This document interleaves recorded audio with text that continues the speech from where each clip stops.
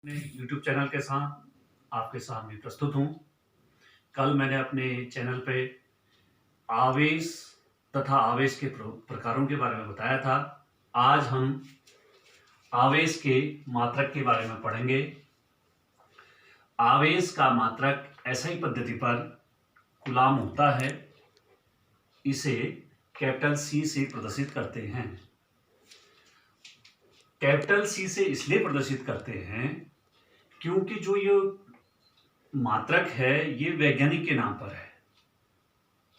बताया गया है कि यदि किसी भौतिक राशि का मात्रक वैज्ञानिक के नाम पर हो तो उसे अंग्रेजी वर्णमाला के बड़े अक्षरों पर लिखा जाता है। इसलिए आवेश का मात्रक जो कूलाम है इसे कैपिटल सी से प्रदर्शित करते हैं। MKSA पद्धति में इसका मात्रक एम्पियर सेकेंड होता है। बीमा AT होती है। चूंकि एक कूलाम आवेश 6.25 गुणा 10⁻18 इलेक्ट्रॉनों के आवेश के बराबर होता है, जबकि एक इलेक्ट्रॉन का आवेश 1.6 गुणा 10⁻19 कूलाम के बराबर होता है।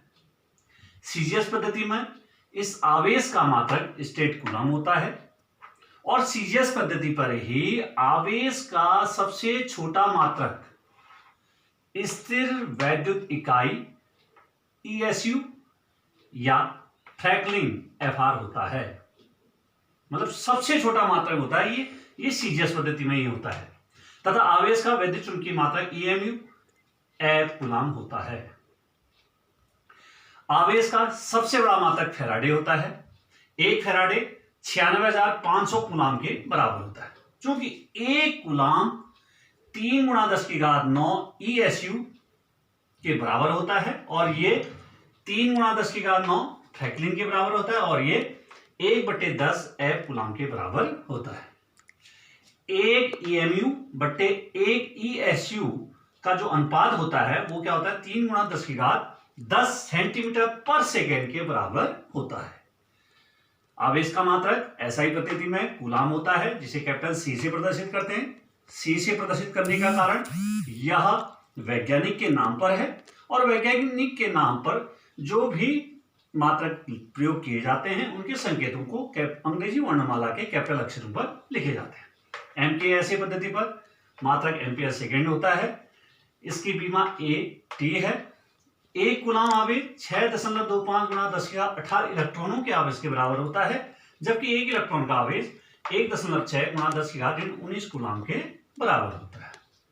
सीजीएस पद्धति पर इसका मात्रक स्टेट कूलाम होता है और सीजीएस पद्धति पर ही आवेश का सबसे छोटा मात्रक स्थिर वैद्युत इकाई ESU या फ्रैंकलिन FR होता है। आवेश का वैद्युत चुंबकीय मात्रक EMU या सब F कूलाम होता है।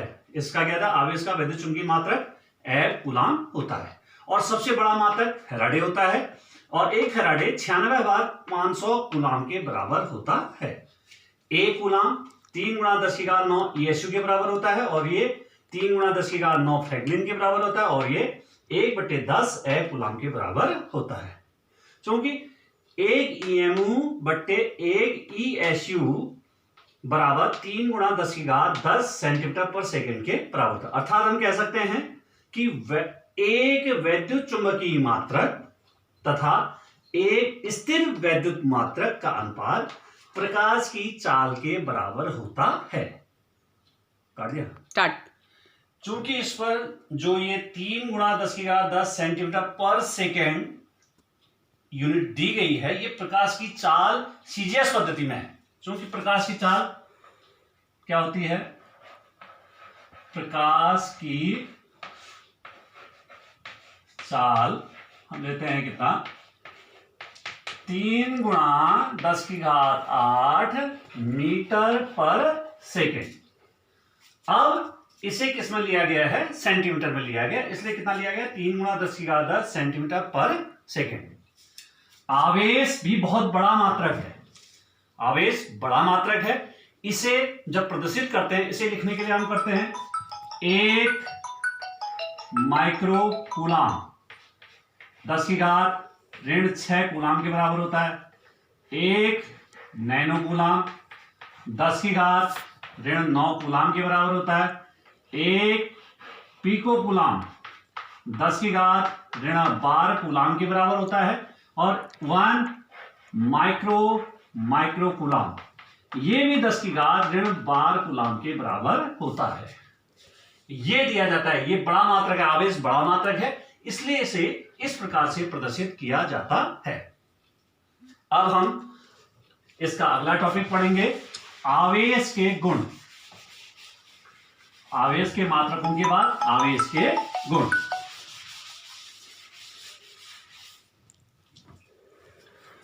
आवेश के गुण।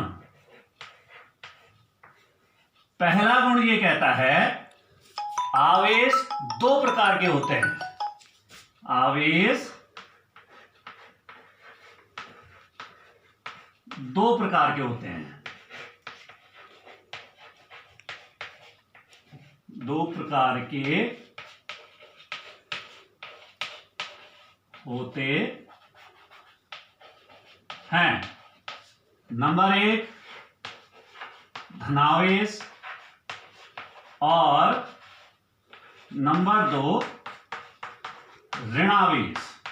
हम इस धनावेश और ऋणावेश के बारे में पूर्व कक्षा में इसकी जानकारी ले चुके हैं। अगर आपके इसके बारे में जानकारी लेनी है तो आप इससे पहले के मेरे चैनल देख सकते हैं, उसमें मैंने धनावेश और ऋणावेश के बारे में पूरी जानकारी दी है।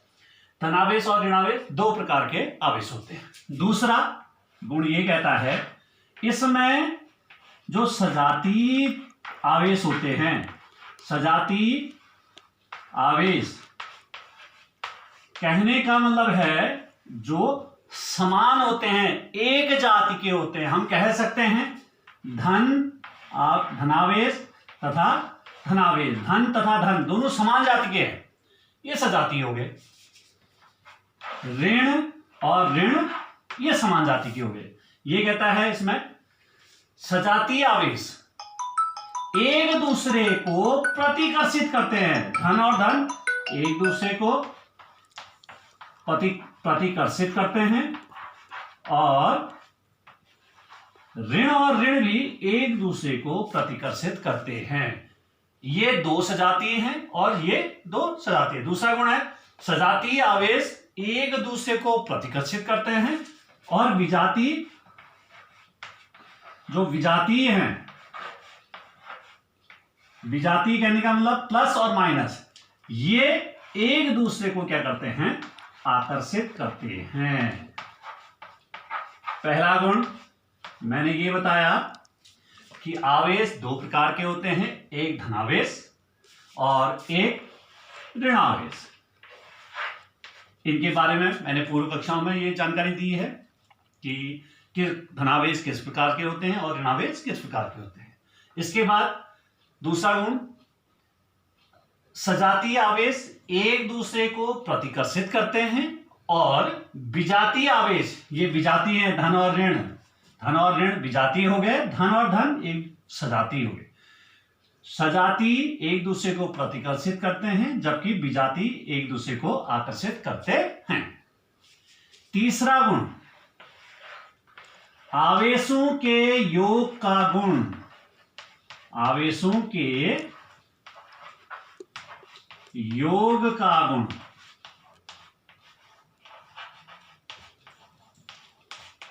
इसको योज्यता का गुण भी कहते हैं। आवेशों के योग का गुण ये कहता है क्या है, किसी निकाय, ये निकाय है क्या चीज, ये कहता है कि अनेक कणों के समूह को निकाय कहते हैं। हम कक्षा में 10 बच्चे अगर बैठे हैं तो हम कह सकते हैं कि ये बच्चों का एक निकाय है। इसी प्रकार ये कहता है किसी निकाय पर अनेक आवेश हों तो इसका मतलब आवेशों का क्या है, एक समूह है। अनेक आवेश हों तो, जैसे मैंने इसे मान लिया ये Q1 है, Q2 है, Q3 है, Q4। किसी निकाय पर अनेक आवेश हों तो निकाय का कुल आवेश, ये हमने लिया कैपिटल Q, निकाय पर जुड़े समस्त आवेशों के, कौन कौन से आवेश जुड़े हैं, एक Q1 है, Q2 है, Q3 है और Q4 है। निकाय पर जुड़े समस्त आवेशों के बीजगणितीय योग, ये बीजगणितीय योग सीधे सीधे जोड़ देते हैं, इनके बराबर होता है। आवेशों के योग का गुण, किसी निकाय पर अनेक आवेश हो तो, निकाय कहने का मतलब अनेक आवेशों का ये क्या है, एक समूह है, इसे हमने क्या कहा है, निकाय कहा है। किसी निकाय पर अनेक आवेश हो तो निकाय का कुल आवेश निकाय पर जुड़े समस्त आवेशों के बीजगणितीय योग के बराबर होता है। जैसे इसका एक एग्जांपल करते हैं, लेट ये देता है Q1 बराबर, इसने दिया 2 माइक्रोकूलम। मैंने आपको पहले बताया था भाई आवेश बड़ा मात्रक है, इसके मात्रकों को हम जब भी लिखते हैं माइक्रोकूलम, नैनोकूलम, पिकोकूलम, माइक्रोकूलम, इस प्रकार से शो करते हैं। पहला ये कहता है Q1 बराबर दिया गया है 2 माइक्रोकूलम, Q2 बराबर -4 माइक्रोकूलम, Q2 -4 माइक्रोकूलम के बराबर है, Q3 2 माइक्रोकूलम, इसने कहा Q3 2 माइक्रोकूलम और Q4 भी 2 माइक्रोकूलम है। तो निकाय का कुल आवेश, निकाय का कुल आवेश कितना होगा, क्योंकि हम जानते हैं सभी आवेशों के क्या होता है, बीजगणितीय योग के बराबर होता है, तो हम इन सबको जोड़ देंगे। तो Q बराबर कितना हो जाएगा, Q बराबर हो जाएगा, पहले है 2 microcoulomb, Q1 2 microcoulomb, Q2 -4 microcoulomb, Q3 2 microcoulomb और Q4 2 माइक्रोकूलम। तो ये आपका आ जाएगा कितना, 2 माइक्रोकूलम। तो निकाय का कुल आवेश कितना हो जाएगा, 2 माइक्रोकूलम, 4 माइक्रोकूलम माइनस में दिया गया है और बाकी प्लस में, तो कितना हो गया अंतिम, 2 माइक्रोकूलम। अब आया पहला गुण, आवेश 2 प्रकार के होते हैं, नंबर 1 धनावेश, नंबर 2 ऋणावेश। नंबर 2 सजातीय आवेश एक दूसरे को प्रतिकर्षित करते हैं और विजातीय एक दूसरे को आकर्षित करते हैं। तीसरा आवेशों के योग का गुण, किसी निकाय का संपूर्ण आवेश निकाय पर जुड़े समस्त आवेशों के बीजगणितीय योग, बीजगणितीय योग हम सीधे सीधे जोड़ देते हैं। योग 2 प्रकार से हो सकते हैं, या बीजगणितीय होगा या सदिश होगा। आवेश अदिश राशि है, इसलिए अदिश राशि को हम सीधे बीजगणितीय रूप से जोड़ते हैं। इसलिए कहता है निकाय पर जुड़े समस्त आवेशों के बीजगणितीय योग के बराबर होता है। जैसे हमने कहा एग्जांपल, Q1 की वैल्यू 2 माइक्रोकूलम दी है, Q2 -4 microcoulomb, Q3 2 microcoulomb, Q4 2 microcoulomb. तो निकाय का कुल आवेश क्या होगा, हमने सबको जोड़ दिया तो कितना है, 2 माइक्रोकूलम। स्टार्ट। आवेश संरक्षण का गुण है। अगला आवेश संरक्षण का गुण है, इसके आधार पर यह कहा जा सकता है आवेश न तो उत्पन्न किया जा सकता है, जिस प्रकार हमने पिछली कक्षा में ऊर्जा संरक्षण का नियम पढ़ा था, ऊर्जा न तो उत्पन्न की जा सकती है, उसी प्रकार से हम यहां आवेश संरक्षण के गुण में भी कहते हैं आवेश न तो उत्पन्न किया जा सकता है, और ऊर्जा संरक्षण में फिर हम कहते हैं नहीं ऊर्जा नष्ट की जा सकती। उसी प्रकार हम यहां पर भी कहते हैं आवेश नहीं नष्ट किया जा सकता है। पूरी लाइन हो गई। जिस प्रकार से हम ऊर्जा के लिए बोलेंगे ऊर्जा न तो उत्पन्न की जा सकती है नहीं नष्ट की जा सकती, उसी प्रकार आवेश में भी कहेंगे आवेश न तो उत्पन्न किया जा सकता है नहीं नष्ट किया जा सकता है। अब ऊर्जा में कहते हैं कि ऊर्जा को एक रूप से दूसरे रूप में रूपांतरित किया जा सकता है, लेकिन यहां पर क्या कहते हैं, आवेश को एक पदार्थ से दूसरे पदार्थ पर स्थानांतरित किया जा सकता है। ऊर्जा संरक्षण का नियम क्या था, ऊर्जा न तो उत्पन्न की जा सकती है न ही नष्ट की जा सकती है, इसे केवल एक रूप से दूसरे रूप में परिवर्तन किया जा सकता है। उसी प्रकार आवेश संरक्षण क्या कहा? आवेश न तो उत्पन्न किया जा सकता है न ही नष्ट किया जा सकता है, इसे केवल एक पदार्थ से दूसरे पदार्थ पर स्थानांतरित किया जा सकता है। जैसे हम एक सिंपल सा एक उदाहरण लेते हैं। आसमान से बिजली गिरी,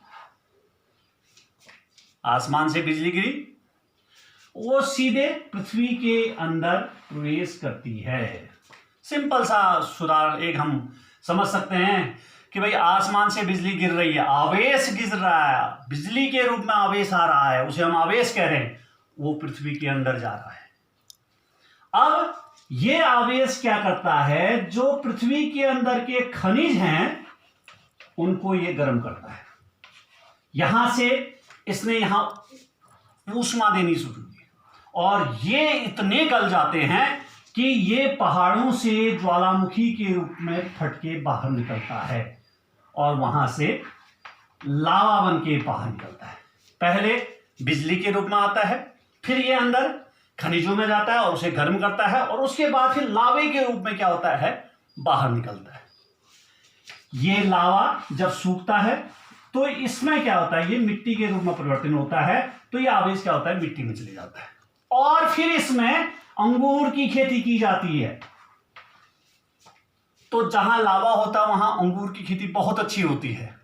तो ये जो आवेश है ये अंगूर के पौधों में चले जाता है। तो इसमें क्या लगता है? जो फल लगता है तो ये जो आवेश होता है ये सब अंगूरों में चले जाता है और इस अंगूर से जब वाइन बनाई जाती है तो ये आवेश उस वाइन के रूप में प्रदर्शित होता है। ये जहां आसमान से बिजली के रूप में आया था, ये पहले बिजली के रूप में आया, उससे फिर वो नीचे खनिज में गया, वहां से वो लावे में गया, लावे से मिट्टी में गया, मिट्टी से पेड़ में गया, पेड़ से अंगूर में गया, अंगूर से वाइन में गया। हम ये कह रहे हैं कि हम आवेश उत्पन्न नहीं कर रहे हैं, नहीं हम उसे नष्ट कर पा रहे हैं कि आवेश जमीन में घर चले गया, वो नष्ट हो गया, वो नष्ट नहीं हुआ, वो केवल एक पदार्थ से दूसरे पदार्थ पर स्थानांतरित हुआ। इस प्रकार हम कह सकते हैं आवेश न तो उत्पन्न किया जा सकता, हमने उत्पन्न नहीं किया, नहीं नष्ट किया जा सकता। जमीन के अंदर गया, हमने कहा नष्ट हुआ, वो नष्ट नहीं हुआ, केवल एक पदार्थ से दूसरे पदार्थ पर स्थानांतरित किया जा सकता है। ये हो गया। अगला है वैद्युत प्रेरण का गुण। वैद्युत प्रेरण के गुण में हम बचपन में क्या करते थे कि स्केल को, प्लास्टिक की जो स्केल होती थी उसे हम सिर पर रगड़ते थे। वो तो बचपन था, बचपन में हमने देखा कि हम स्केल को सर पर रगड़ रहे हैं, हम ये नहीं जानते थे कि रगड़ने से हो क्या रहा है। हम पेपर फाड़ते थे, पेपर रखते थे और उसके ऊपर स्केल रखते थे और देखते थे कि वो कागज स्केल से चिपक रहा है। उस समय तो हमने ये ध्यान नहीं दिया कि चिपक क्यों रहा है। अब जाके ये पता चला कि जब हम उसे बालों से रगड़ रहे थे तो उसमें आवेश उत्पन्न हो रहा था। ये तो ठीक है, आवेश उत्पन्न हो रहा था, लेकिन ध्यान देने वाली बात यह है कि पटरी में तो आवेश उत्पन्न हुआ, लेकिन कागज के टुकड़े तो उदासीन थे, वो कैसे चिपक गए? तो उनको जो अपनी ओर आकर्षित करता है उसी गुण को हम क्या कहते हैं? वैद्युत प्रेरण का गुण। सिंपल सी परिभाषा होती है कि किसी आवेशित पदार्थ द्वारा, ये आवेशित हो गया, आवेशित पदार्थ द्वारा उदासीन वस्तु को, ये हमने कहा ये उदासीन है, अपनी ओर प्रेरित करने का गुण वैद्युत प्रेरण का गुण कहलाता है। मैंने आपको बताया कि हम पटरी को रगड़ते थे बालों से और उसके बाद कागज के छोटे टुकड़ों के नजदीक ले जाते थे तो वो चिपक जाते थे। अब हमने देखा कि भाई वो जो पटरी थी वो क्या है? आवेशित पदार्थ था और जो कागज के टुकड़े थे वो क्या थे? उदासीन पदार्थ थे। तो वो पटरी उस कागज के टुकड़े को अपनी ओर आकर्षित करने के लिए प्रेरित करती है, तो उसी को हम क्या कहते हैं? वैद्युत प्रेरण कहते हैं। अब कागज का टुकड़ा प्रेरित होता कैसे है? ठीक है, हमने कह दिया कि भाई वैद्युत प्रेरण का गुण है इस कारण ये इसको अपनी ओर प्रेरित करता है। हम ये कह रहे हैं कि ये कागज का जो टुकड़ा है ये तो उदासीन है।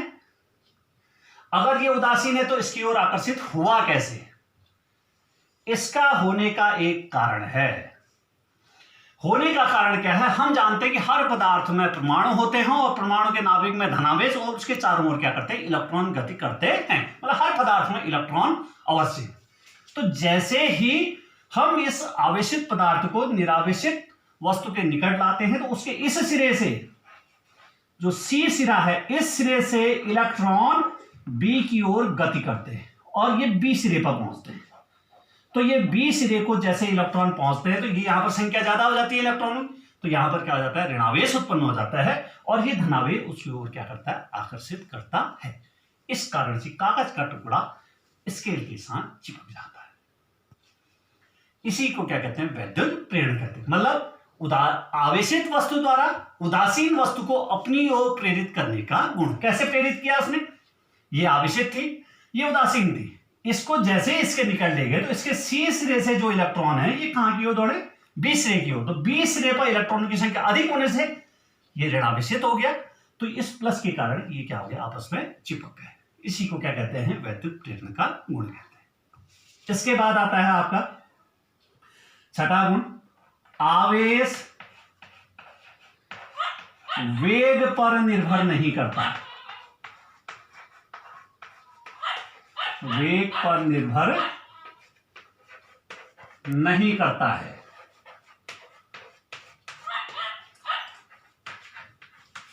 मतलब आप ये समझ सकते हैं कि आवेश की जो मात्रा, अगर मैंने कहा कि भाई ये जो पिंड है इसका अगर आवेश 2 माइक्रोकूलाम है, मैं इसे किसी भी वेग में फेंकता हूं तो इसकी मात्रा में कोई परिवर्तन नहीं होता है।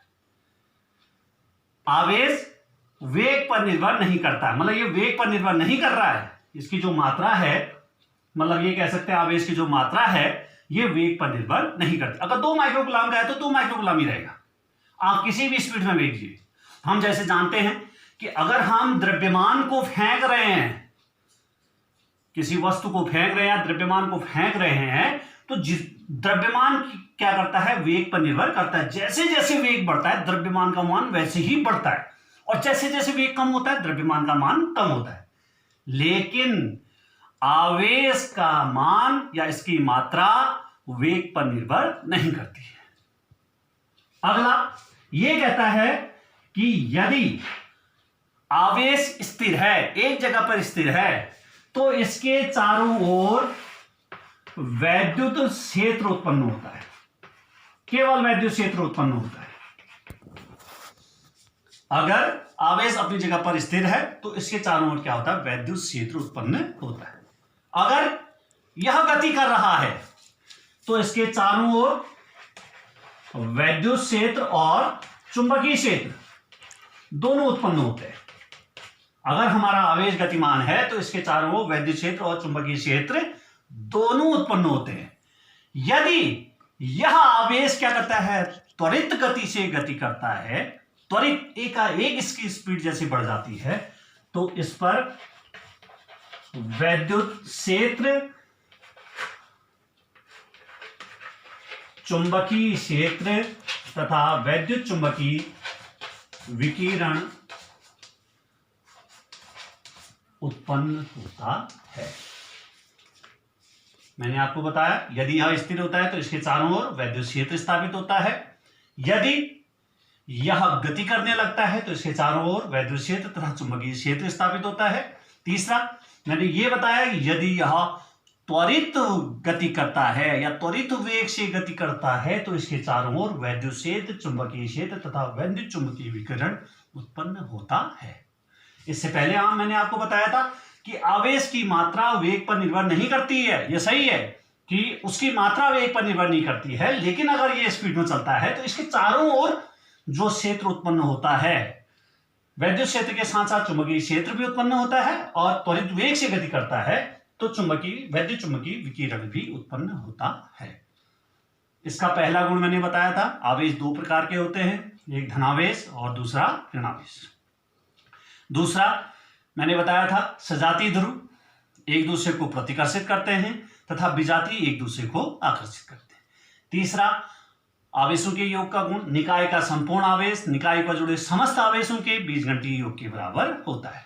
चौथा गुण, आवेश संरक्षण का गुण, आवेश न तो उत्पन्न किया जा सकता है न ही नष्ट किया जा सकता है, इसे केवल एक पदार्थ से दूसरे पदार्थ पर स्थानांतरित किया जा सकता है। अगला, वैद्युत प्रेरण का गुण, किसी आवेशित वस्तु द्वारा उदासीन वस्तु को अपनी ओर प्रेरित करने का गुण वैद्युत प्रेरण कहलाता है। आवेश वेग पर निर्भर नहीं करता है। अगला, यदि आवेश स्थिर है तो उसके चारों ओर वैद्युत क्षेत्र स्थापित होता है। यदि वह गति कर रहा है तो उसके चारों ओर वैद्युत क्षेत्र तथा चुंबकीय क्षेत्र स्थापित होता है। यदि वह त्वरित वेग से गति कर रहा है तो उसके चारों ओर वैद्युत क्षेत्र, चुंबकीय क्षेत्र तथा वैद्युत चुंबकीय विकिरण उत्पन्न होता है। इसका जो अगला गुण है उसे मैं कल फिर आपके सामने लेके आऊंगा। मैंने जो ये इससे पूर्व कुछ वीडियो बना रखे हैं, अगर आप उनको आपको पसंद आते हैं तो आप उनको अपने साथी, अपने दूसरे साथी, अपने उन साथियों को जिन साथियों के लिए कहीं अन्य पढ़ने की सुविधा नहीं है उनको भेजिए, उनको पढ़ाने की कोशिश कीजिए और उनको बताइए कि ये कक्षाएं शुरू हो रही हैं। मैं इन कक्षाओं में पूरा कोर्स लेके आपके सामने पूरा करूंगा, पूरा लगातार मैं पढ़ाऊंगा। प्रतिदिन मैं आपको वीडियो भेजते रहूंगा। आप अपने साथ वालों को बताइए। अगर किसी बच्चे को कोई समस्या होती है, अगर उसकी समझ में कुछ नहीं आता है, वो मेरा नंबर लिख ले। मेरा कॉन्टेक्ट नंबर है 9897571340। इस नंबर पर मुझे मैसेज कर दे कि सर मुझे ये टॉपिक समझ में नहीं आया है, मैं उसको समझाने की कोशिश करूंगा। तब तक के लिए धन्यवाद।